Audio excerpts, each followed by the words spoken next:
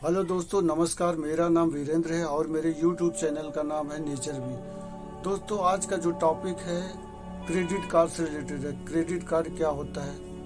तो दोस्तों, कोई भी चीज़ लेने से पहले एक बार उसके बारे में जानकारी लेना या उसके बारे में ओवरव्यू रिव्यू लेना बहुत ही ज़रूरी होता है। जैसे मैं एक एग्जांपल बता देता हूँ कि कोई भी चीज़ खरीदने से पहले आप अच्छे से सर्च करते हो। जैसे ऑनलाइन कोई ऑर्डर देते हो तो उसका रिव्यू देखते हो, उसका पब्लिक ओपिनियन देखते हो कि इसको कितना स्टार मिला है, या ये इस एक है क्या चीज़, इसके फंक्शन क्या है, ये कैसे काम करता है। बहुत सारी चीज़ें उस इन्फॉर्मेशन उसको गैदर करते हो। उसी तरह से एक क्रेडिट कार्ड भी एक सर्विस है बैंक का। उसके बारे में भी अगर आप ले रहे हैं, रिस्क कहाँ होता है? अगर आपने ले लिया बिना सोचे समझे तो वहाँ पे रिस्क चालू हो जाता है, क्योंकि आपके पास कोई इन्फॉर्मेशन नहीं है, कोई नॉलेज नहीं है रिलेटेड क्रेडिट कार्ड। तो सारी चीज़ें अभी अभी तो बहुत सारे यूट्यूब पे अवेलेबल और भी सर्च इंजन है, गूगल है, बहुत सारी जगह पे आप चाहे तो आप सर्च करके देख सकते हैं। उसके बारे में पूरा रिव्यू ले करके फिर आप कोई भी सर्विस खरीदना है तो आप फिर उसके बाद लें। तो सबसे पहले मैं इस कंफर्म कर देना चाहता हूँ क्रेडिट कार्ड होता है क्या है, उसके एडवांटेज क्या होते हैं, डिसएडवांटेज क्या होते हैं, लेना चाहिए कि नहीं लेना चाहिए। तो सबसे पहले क्रेडिट कार्ड क्या होता है? तो दोस्तों, क्रेडिट कार्ड एक टाइप का कार्ड है जो बैंक द्वारा मिलता है, बैंक द्वारा कस्टमर को दिया जाता है, बैंक द्वारा कस्टमर को दिया जाता है। और वो जो कस्टमर होता है, बैंक जो होता है, वो कस्टमर के बिहाफ में उसका पेमेंट करता है। मतलब कि उसमें एक पेमेंट नेटवर्क होता है, वीज़ा और मास्टर कार्ड और रुपए, ये 3 टाइप के जो पेमेंट नेटवर्क होते हैं इंडिया में काम करते हैं। आपने देखा होगा कि वीज़ा और मास्टर कार्ड और रुपए, यहाँ पे 3 टाइप के क्रेडिट कार्ड चलते हैं इंडियन मार्केट में, इंडियन बैंक प्रोवाइड करते हैं। तो ये जो मीडिएटर होता है payment network, visa master card, उसके द्वारा एक क्रेडिट कार्ड इशू होता है कस्टमर के लिए। तो अभी बता देना चाहते हैं कि इशू कैसे होता है। दोस्तों, क्रेडिट कार्ड बैंक प्रोवाइड करता है, बैंकर प्रोवाइड करता है, या एजेंट के थ्रू कस्टमर को दिया जाता है। एजेंट या बैंकर कस्टमर को देता है। तो क्या करते हैं, अलग अलग बैंक में अलग अलग ऑफर या स्कीम देते हैं। सोचते हैं कि हम कस्टमर को लालच देंगे तो कस्टमर हमारे पास आएगा, तो कैसा कैसा ऑफर देते हैं, स्कीम देते हैं। कोई बैंक बोलेगा कि हमारे यहाँ रिवार्ड पॉइंट मिलता है, आप उसको बाद में रिडीम कर सकते हो। तो कोई बोलेगा हमारे आपका उसके साथ में, क्रेडिट कार्ड के साथ में आपका इंश्योरेंस हम कर देंगे। तो कोई बोलेगा कि हमारे यहाँ कैशबैक की पॉलिसी है, आप हमारे यहाँ से क्रेडिट कार्ड लोगे तो आपको कैशबैक की पॉलिसी मिलेगी। तो ये 3 चीजें ऑफर होती है, बट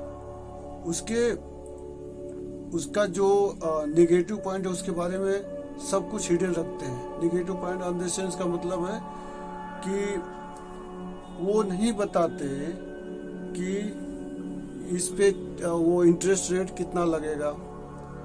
अगर कुछ चार्ज लगता है तो वो भी बताना चाहिए, कितने दिन में यूज करना चाहिए तो इंटरेस्ट कम लगेगा। तो ये सारी चीजें वो कवर नहीं करते। तो आज मैं आपसे क्लियर कर देना चाहता हूँ कि अगर आप क्रेडिट कार्ड लेने में इंटरेस्ट रखते हैं तो एक चीज, आप 2-3 चीजें अपने माइंड में रख लीजिए, बिठा लीजिए। पहला है, आप एजेंट से या बैंकर से जब आप क्रेडिट कार्ड लेने जा रहे हैं तो पहला क्वेश्चन आपका यही होना चाहिए कि क्या एनुअल फीस चार्ज करते हैं आप? अगर हम क्रेडिट कार्ड लेंगे आपके बैंक से तो क्या एनुअल फीस चार्ज करेंगे आप? अगर करेंगे तो कितना % होगा? पहला क्वेश्चन होना चाहिए। दूसरा होगा, अगर टाइम से हमने पैसे नहीं दिए, पेमेंट नहीं किया तो एक्स्ट्रा चार्ज कितना लगेगा, अतिरिक्त चार्ज कितना लगाएंगे आप?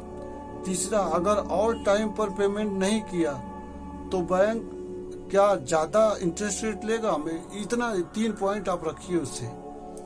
मैं बता देना चाहता हूँ कि ये हिडन पॉइंट होते हैं, वो नहीं बताते हैं। और परेशानी कहाँ आती है, अगर आपने क्रेडिट कार्ड ले लिया, आपको ये सब नॉलेज नहीं दिया गया, आप कुछ जानते ही नहीं, आप इनोसेंट एक पर्सन है, आपको कुछ मालूम नहीं, आप यूज कर रहे, चलो ठीक है क्रेडिट कार्ड, उसमें बहुत सारे अमाउंट आपने ले लिया, मान लो सपोज दैट 50 शेयर का क्रेडिट है, आपने कोई सामान खरीदा, कोई ग्रोसरी की सामान खरीदा और पेट्रोल पंप से पेट्रोल भरवाया, तो अगर उसमें क्रेडिट टाइम दिया रहेगा कि 45 डेज क्रेडिट टाइम है इसका, उसमें आप जमा करेंगे तो उसमें 3.5% या 2% इंटरेस्ट रेट लगेगा टर्म्स कंडीशन के अकॉर्डिंग।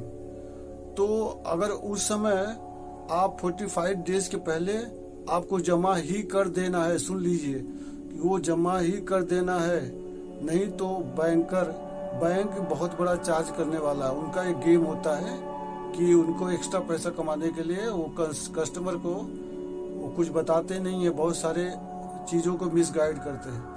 तो आपको एक्स्ट्रा चार्ज से बचने के लिए 45 डेज से पहले आपको वो पेमेंट करना होगा, चाहे ऑनलाइन करिए चाहे बैंक के थ्रू करिए। दूसरी चीज़ है, अगर वो करेंगे कि जो आप समय से पहले 45 डेज से पहले अगर वो आपने पेमेंट सबमिट कर दिया, जो 30 से 35% इंटरेस्ट रेट चार्ज करता है बैंक, वो आपका 2 से 3% जो उसका एनुअल चार्ज है या जो उसका चार्ज है बैंक का, वही करेंगे।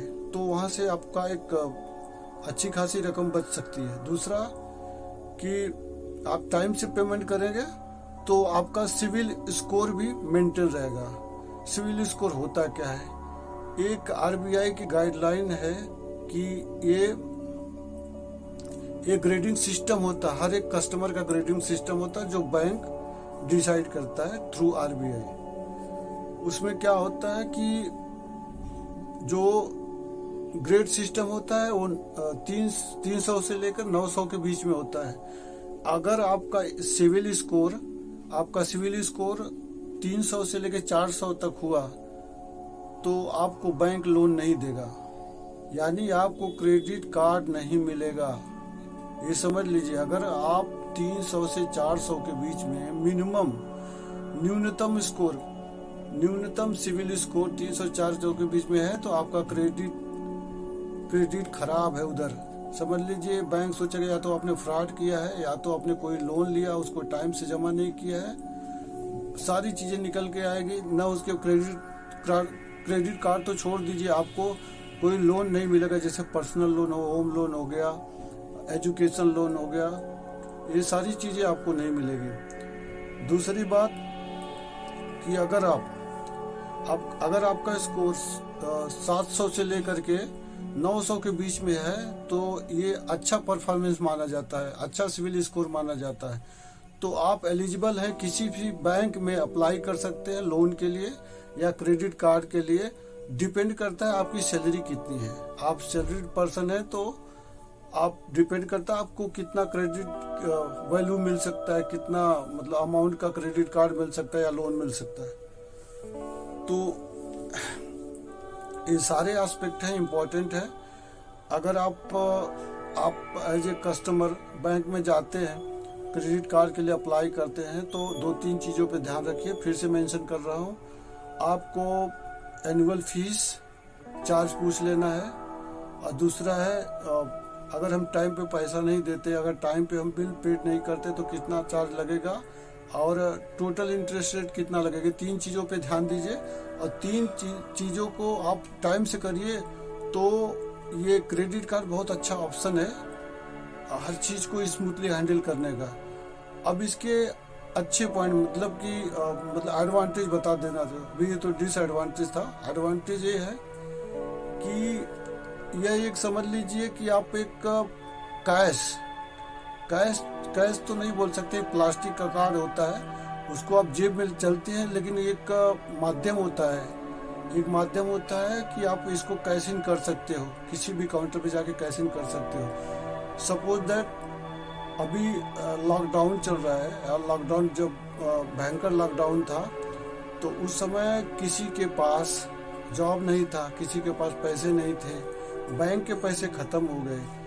जब पैसे नहीं रहेंगे तो डेबिट कार्ड से पैसा कहाँ से निकालेंगे, इतनी लंबी मतलब 5-6 महीने 8 महीने 1 साल के लिए जॉब चला जाता है तो भाई कुछ भी हो सकता है, कुछ भी टेंशन, बहुत सारे टेंशन रहते हैं। तो उस समय उसी दौरान ये अगर जो पहले से क्रेडिट कार्ड ले रखा था उसके लिए फ़ायदा ये हो गया कि जो रूटीन की चीज़ें वो खरीदने में कुछ भी तकलीफ नहीं हुई, और वो ग्रोसरी, मिल्क वगैरह, ये सब ब्रेड वगैरह जो भी है वो टाइम से खरीद लेता था, इंस्टेंट पेमेंट कर देता था। अभी जो टाइम बाद में देखेंगे 30-35 दिन तो क्रेडिट तो मिला, 30-35 दिन तो हम मतलब कि दिक्कत तो नहीं होगी। तो ये एडवांटेज हुआ, पहला इंस्टेंट एडवांटेज, कुछ खरीदना है तो तुरंत खरीद लीजिए, चाहे जेब में कैश रहे या बैंक में पैसा रहे या ना रहे। दूसरा है, जब ऑनलाइन शॉपिंग के लिए जाते हैं तो बहुत से मतलब कि बहुत से जो ऑनलाइन सोर्सेस है वहाँ पे क्या बोलते हैं कि आप अगर इस बैंक के क्रेडिट कार्ड से शॉपिंग करेंगे तो आपको 10% का डिस्काउंट लगेगा। अलग बैंक के लिए अलग अलग होता है भाई। तो वहाँ पे भी एक एडवांटेज है, देखिए कि अगर कोई मतलब इलेक्ट्रॉनिक की सामान खरीदे या मोबाइल खरीदे, एसेसरीज कुछ भी खरीदे, या ग्रोसरी खरीदे, कुछ भी खरीद लीजिए, तो उस पर 10% अगर ऑफ हो रहा है, 10% ऑफ हो रहा है तो बहुत बड़ी बात होती है भाई।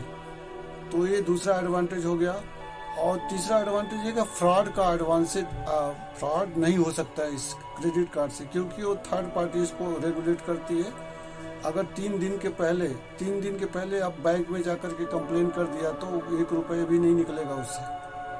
और चौथा पॉइंट ये है कि अगर आप अपने क्रेडिट कार्ड को टाइम पे पैसा जमा करते हो, टाइम से बिल जमा करते हो और टाइम से आप परचेज करते हो, टाइम से जमा करते हो, जो गिवन टाइम उसके अंदर भी पैसा पेड कर देते हो थ्रू ऑनलाइन या रेस्पेक्टिव बैंक में, तो आपका सिविल स्कोर इम्प्रूव होता रहेगा दोस्तों। जब सिविल स्कोर इम्प्रूव होता रहेगा तो आपका क्रेडिट भी बैंक में बना रहेगा और मैक्सिमम आप लोन के लिए अप्लाई कर सकते हैं कभी फ्यूचर में ज़रूरत पड़ी तो ये सारे पॉजिटिव और निगेटिव एस्पेक्ट हैं। डिपेंड करता है आप कैसे उसको लेते हो, डिपेंड करता है आप कैसे सोचते हो क्रेडिट कार्ड के बारे में। हम तो भैया यही सोचते हैं क्रेडिट कार्ड एक बेस्ट ऑप्शन है इंस्टेंट शॉपिंग के लिए, और जब कोई ऑप्शन नहीं बचता है तो यही एक ऑप्शन है जो अच्छा ऑप्शन दे सकता है आपको अपनी लाइफ को कंटिन्यू करने का, और कुछ कमी न रहे, इसके लिए अच्छा ऑप्शन है। सो दोस्तों, फिलहाल क्रेडिट कार्ड पे अभी इतना ही बात करेंगे।